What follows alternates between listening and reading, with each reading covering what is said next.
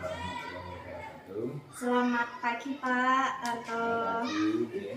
Maaf, saya hari ini mengganggu panjenengan karena saya ditugaskan di pendidikan guru penggerak di tugas demonstrasi kontekstual Pak, yaitu pengambilan keputusan berbasis nilai-nilai kebajikan sebagai pemimpin. Kalau boleh tahu, Bapak Tarto ini sebagai Kepala Sekolah SD Negeri Guci, itu sudah berapa lama nih Pak? Saya menjadi Kepala Sekolah di SD Negeri Guci sejak 26 November 2021. Jadi kalau dihitung ya baru sekitar 1,5 tahun. Kurang lebihnya seperti itu. Bapak setelah menjabat menjadi kepala sekolah pasti ada permasalahan atau konflik. Ya di sini Pak saya akan menanyakan selama ini bagaimana Bapak dapat mengidentifikasi kasus-kasus yang merupakan dilema etika atau rujukan moral. Menurut Bapak bagaimana ini? Begini ya.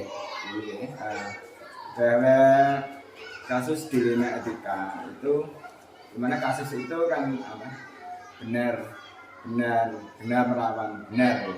Artinya bahwa dipandang dari sudut kebenaran memang keduanya benar, dimana merupakan situasi yang terjadi ketika harus memilih dan memutuskan di antara pilihan yang keduanya itu adalah pilihan yang benar, tetapi secara moral itu bertentangan, gitu ya.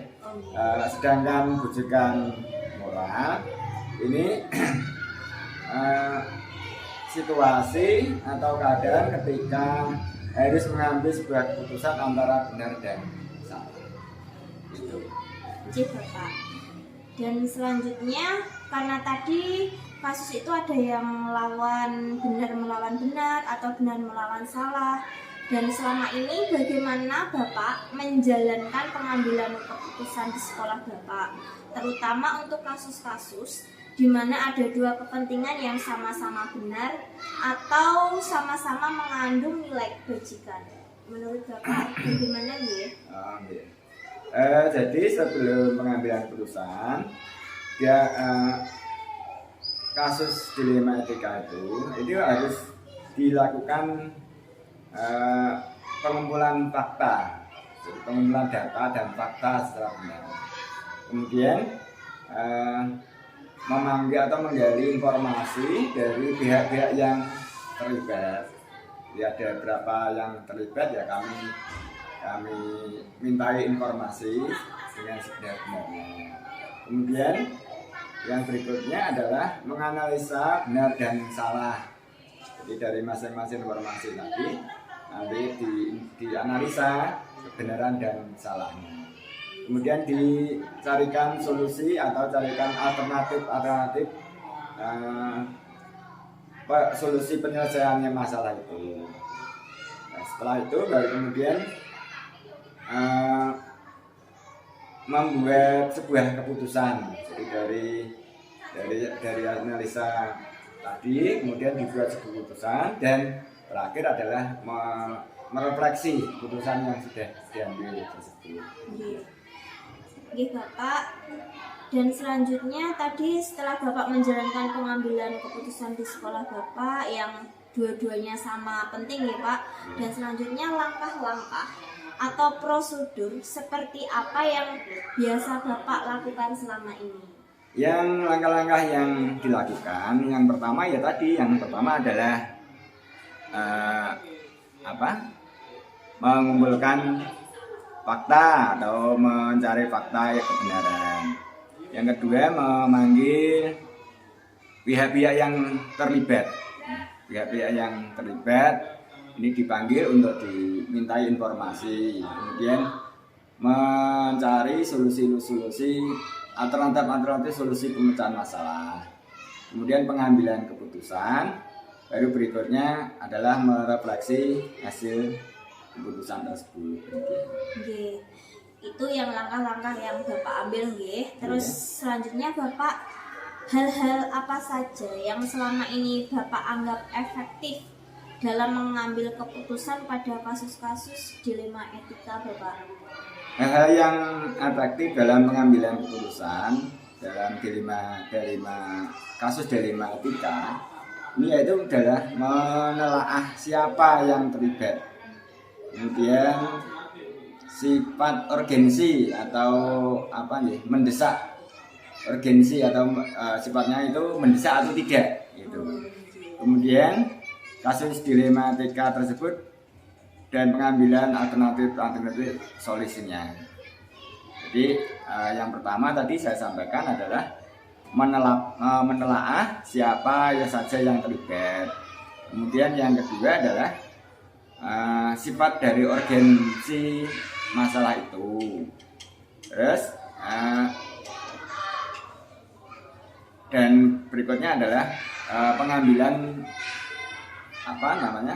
solusi alternatif solusi pemecahan masalah tersebut. Terima kasih Bapak, itu yang merupakan yang efektif dalam mengambil keputusan. Pasti setelah mengambil keputusan pasti ada tantangan ya Pak. Hal-hal apa saja yang selama ini merupakan tantangan dalam pengambilan keputusan pada kasus-kasus dilema etika? Tantangannya itu banyak. Tantangan di dalam pemecahan masalah dilema etika itu memang ya sekali ya. Tantangan di dalam pengambilan keputusan kasus dilema etika malah tersebut mempunyai nilai yang sama-sama penting, tetapi harus ada yang didahulukan. Ya tadi urgensi tadi. Jadi harus ada yang mendapat prioritas. Juga adanya orang-orang atasan langsung yang terlibat. Jadi memang untuk kasus-kasus dilema etika itu ada atasan-atasan yang langsung yang terlibat, serta adanya peraturan-peraturan yang harus dipenuhi. Jadi solusi-solusi itu tidak boleh melanggar aturan-aturan yang sudah ada. Demikian. Jadi tak kalah penting adalah nilai rasa. Jadi kita itu sebagai manusia kan ada nilai rasa, ya, rasa cinta, rasa kasih sayang, rasa persahabatan dan sebagainya. Jadi itu juga harus dipertimbangkan. Demikian. Itu tantangan Bapak. Yeah.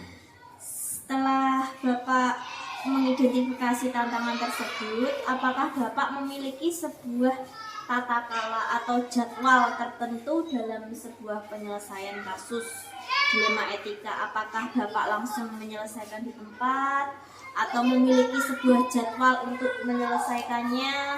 Bentuk atau prosedur seperti apa yang Bapak ingin jalankan? Dalam pengambilan keputusan dilema etika, kami tidak mempunyai jadwal khusus. Jadi tidak ada hari atau waktu yang memang dijadwalkan secara khusus, itu tidak ada. Tetapi ada tata kelola dengan menganalisa, mempertimbangkan dan memusyawarahkan kasus dilema etika yang ada itu baik secara formal maupun non formal. Gitu ya. Baik Bapak, adakah seseorang atau faktor-faktor apa yang selama ini mempermudah atau membantu Bapak dalam pengambilan keputusan dalam kasus-kasus dilema etika, Pak? Untuk seseorang atau faktor yang mempermudah di dalam pengambilan keputusan pada kasus dilema etika, ini adalah orang-orang yang istilahnya sudah ahli atau profesional, ya. Yang selalu kita mintai pendapatnya atau solusi-solusinya dan sebagainya, yang menghargai dan menerima keputusan atasan langsung.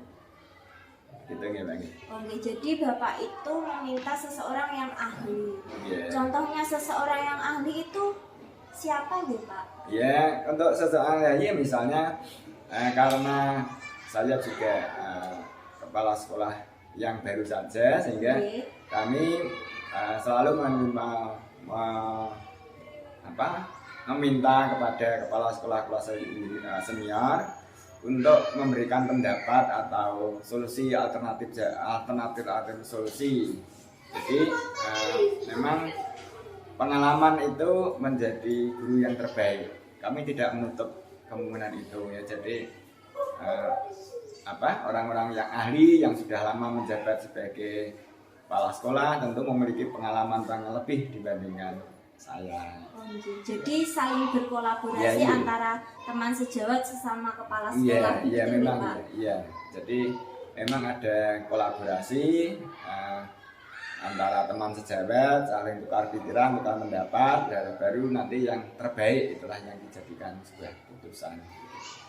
Terima kasih Bapak, dan selanjutnya dari semua hal yang telah disampaikan tadi, pembelajaran apakah yang Bapak petik dari pengalaman Bapak mengambil keputusan dilema etika? Pembelajaran yang diambil dari pengambilan keputusan pada kasus dilema etika adalah sebelum mengambil keputusan harus banyak-banyak menganalisa kasus yang ada. Jadi dianalisa dulu kasus-kasus yang ada itu, tidak tergesa-gesa mengambil sebuah keputusan. Kemudian banyak mempertimbangkan solusi-solusi atau mempertimbangkan hal yang akan terjadi. Gitu. Terus setiap keputusan pasti tidak mungkin membuat semua pihak menjadi senang atau puas. Pasti ada pihak-pihak lain yang merasa puas dengan keputusan tersebut, tapi ada pihak lain yang merasa tidak puas dengan keputusan itu. Ini sebuah kenyataan yang ada demikian. Jadi tidak mungkin sebuah keputusan itu membuat di semua pihak menjadi senang, itu tidak mungkin. Kemudian semua yang terlibat pada pengambilan keputusan harus siap untuk menerima, menghormati dan melaksanakan keputusan yang sudah ditetapkan. Jadi kita menghormati keputusan yang sudah diambil dan tidak bersikukuh pada pendapatnya masing-masing. Demikian yang dapat saya sampaikan, kurang lebihnya seperti itu.